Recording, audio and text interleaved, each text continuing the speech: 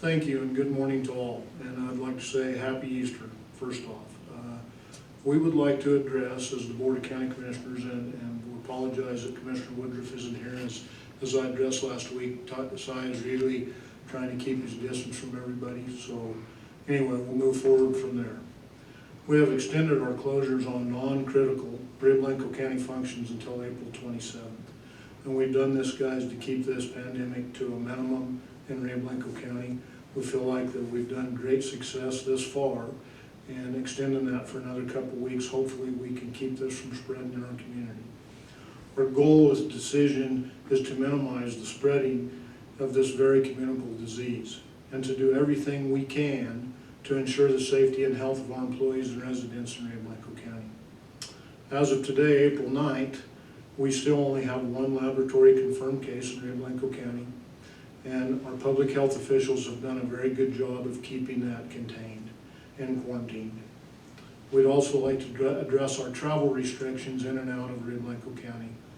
We're having comments from constituents about closing our airports or closing our travel restrictions down. At this time, we just don't feel like that's what we need to do, and I'm going to let Commissioner Moyer address that a little farther. Thank you. Thank you, Jeff. Folks, first of all, I think it's important to note that we are very fortunate in this situation to be as isolated and remote and as sparsely populated as we are. This is probably one of the best places in the country to be as we go through this current healthcare situation. But because of our small population and our isolation, it also creates a whole new set of challenges. And those are pretty well based on the fact that there are goods and services that are not available in the quantities that we have to have for the citizens of Rio Blanco County.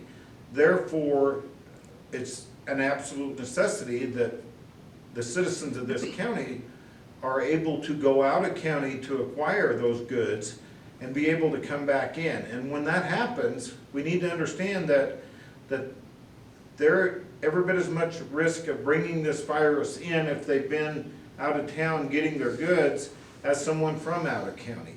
So that's part of why we don't feel it necessary. It just doesn't make a lot of sense to be restricting travel to only in-county residents.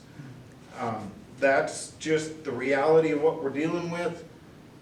Again, it's a double-edged sword, our remoteness, but we do need to realize that we have to allow in and out travel. We have people that live here, that work other places, and vice versa. We just can't shut down travel to non-residents. And we realize other counties in the state have done that.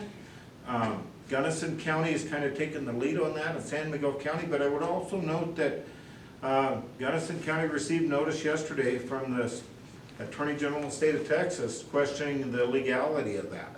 So we've got to provide a balancing act here to just bring some reasonableness and make it specific to Rio Blanco County and what's best for us. And I also, before I turn it back to Jeff, I want to thank and really strongly comment on how strong of a public health department we've had here in Rio Blanco County. Absolutely. And how fortunate we as commissioners are to have that. Thank you. And I would like to address the Rio Blanco County Incident Command Team has developed a very strong message discouraging travelers and non-permanent residents to Rio Blanco County at this time. We continue strongly to encourage personnel and social responsibility of our citizens. As government leaders, our goal is to balance the risk and the inconvenience while respecting people's rights. We are trying our best to consist in decisions that are made to help spread out impacts of this and not overwhelm the hospital systems at this time. And again, thank you to the residents of Rio Blanco County for being very responsible and helping us curb this epidemic.